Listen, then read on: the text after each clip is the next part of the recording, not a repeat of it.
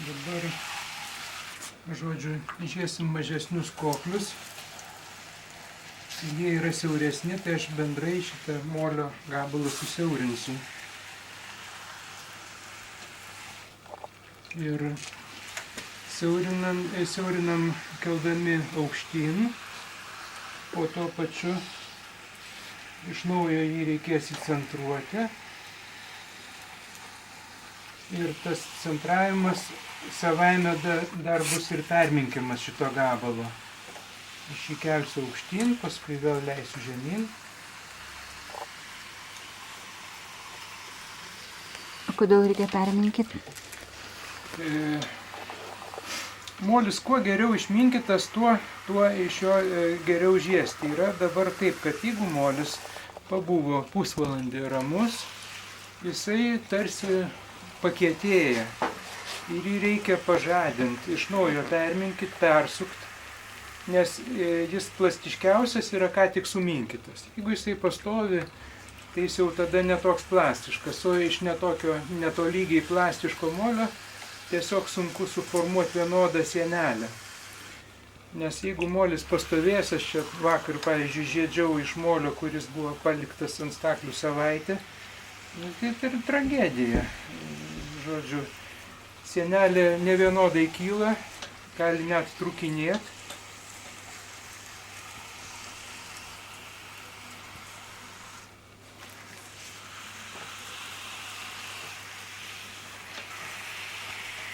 Siaurinu po trupučiuką ir aukštinu. Ir girdim garsą tokį, nes čia yra granitas, kuris molyje yra trupintas granitas, trinasi į pirštinės. Jeigu trintus į rankas, tai galim įsivaizduoti rezultatą nesunkiai. Anksčiau puodžiai užsidėdavo odinius tokius antpirščius pasidarė specialiai. Nors supaprastinau šitą uždavinį, nedariau tų odinių nei pirštinių, nei ko, tiesiog nusipirkau paprastas statybinės pirštinės. Žodžiu, tai dabar aš jį ploninu, keliu aukštyn, nes man tokio plataus nereikia, o tuo pat metu aš jį dar perminkysiu ir centruosiu, kaip sakoma, atkeldamas aukštyn.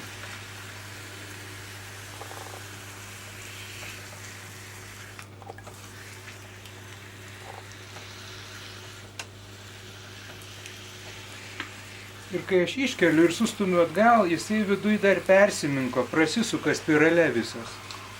Ir dar kartą išsivienodina.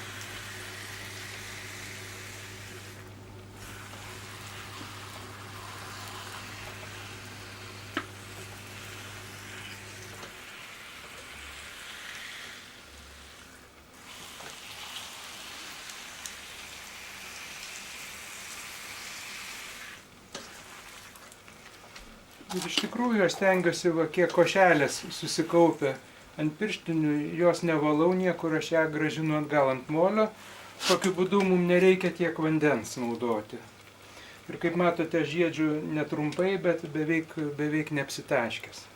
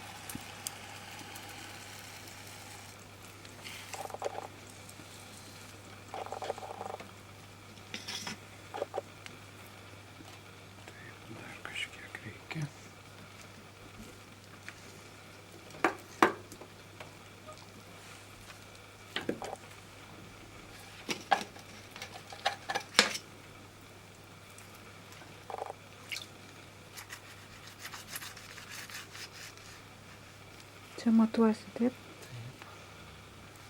Čia kitas koklis, kitas Plotis turi būti.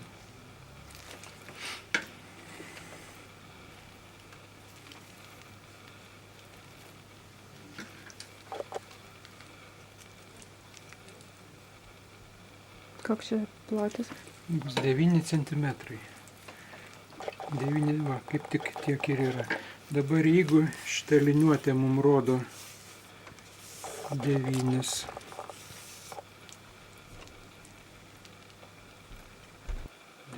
centimetrus.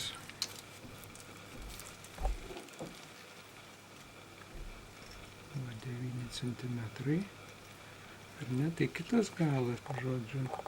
Šitas galas matuoklio rodo jau išdegto dirbinio dydį, o šitas mato 9,6 plius minus. O išdegto dirbinio koks būtų? Bus tai išdegto 9, o dabartinio, kur darom 9,5 grubiai šnekant. Pasižiūrim. Matot, kaip tik tiek ir yra. Ir aukštį dar pasitikrinam. Aukštis dar šiek tiek centimetrų pusę. Aukštis koks turėtų būti? Aukštis šito ruošinio yra apie 12 ir dar kakliukas bus 4 cm, tai bendras aukštis bus 16 cm. Lygiai toks pat kaip ir apvalių koklių, nes jie eis kartu pakaitom, vieni šalia kitų.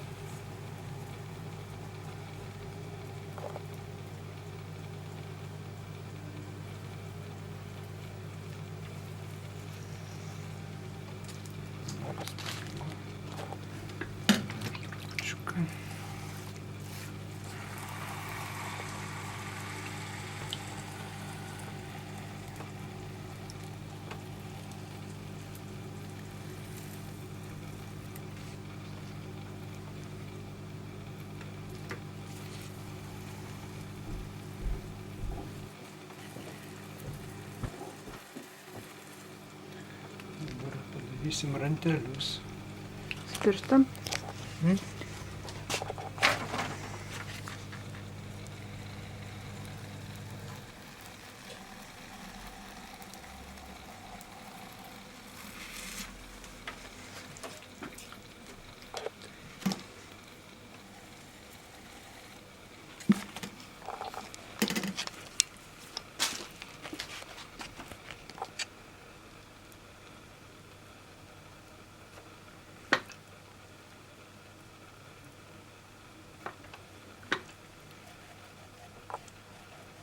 Čia yra svarbu taip, tai kažkaip tolygiai padaryti. Geriau tolygiai, stengiuosi tolygiai, ne visada pavyksta.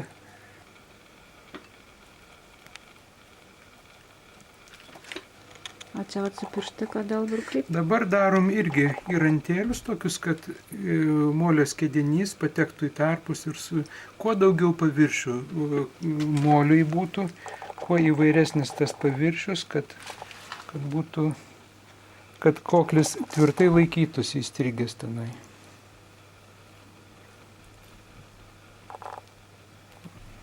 Šitas šiek tiek kreivas, patiesinsim paskui.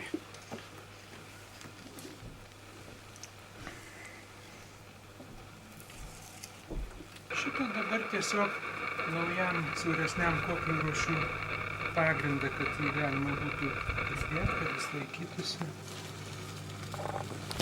Čia turėtų būti kaip ir tokia horizontali plokštuma. Gal dar kažkiek net duobelė.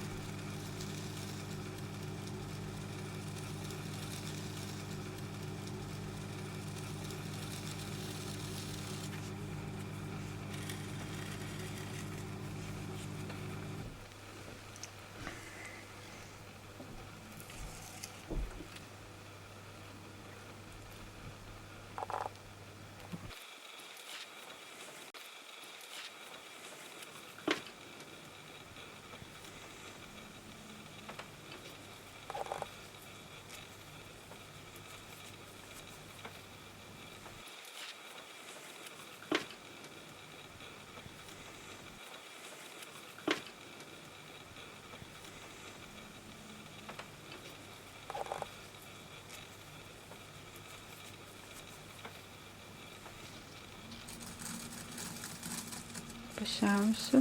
Pašiaušiam, kad kakliukas priliptų.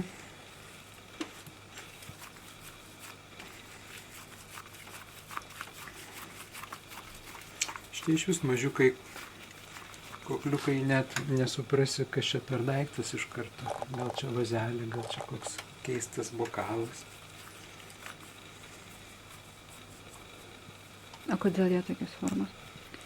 Va, jie tokie, kad tokios formos, kad jie galėtų tilpti tarp apvalių koklių. Jeigu yra keli apvalūs, tai kad tarp jų galėtų šitie tilpti. Tada sudaro tokią bendrą struktūrą visumą.